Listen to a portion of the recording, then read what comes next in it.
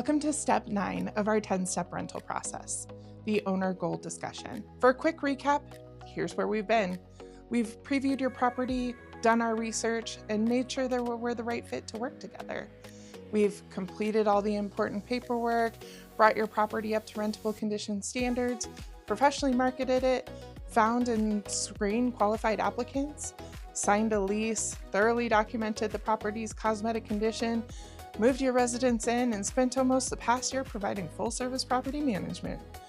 Whew, that includes collecting rent, handling maintenance, completing inspections, and providing monthly accounting and being available 24/7 for emergencies. Now, we're at step 9. About 60 to 90 days before your resident's lease is set to expire, we'll reach out to you and have an important conversation. By this point, we've had almost an entire year to get to know your residents, so we'll give you a complete recap. Have they been paying rent on time? Did they pass their interior inspections? Have there been any maintenance concerns or maybe lease violations? We'll also provide current market rent data so that you can see exactly where your property stands before making any of these decisions. Then we talk about your goals, because a lot can change in a year. Maybe your resident has been fantastic and you'd love to keep them. Perhaps it's time for a rent adjustment to stay in line with the market.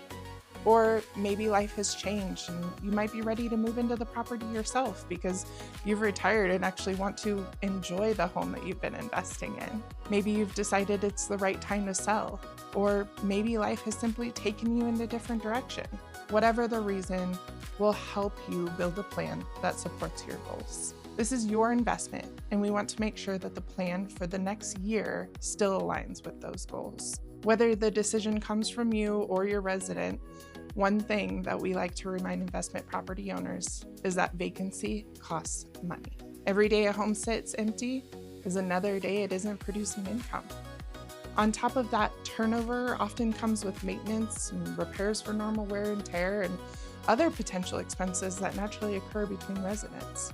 That's why when you have a resident who pays on time, takes great care of the property, and follows the lease, there's real value in keeping that relationship going. Now, that doesn't mean renewing is always the right decision. It simply means we want you to have all the information so you can make the best decision for your investment.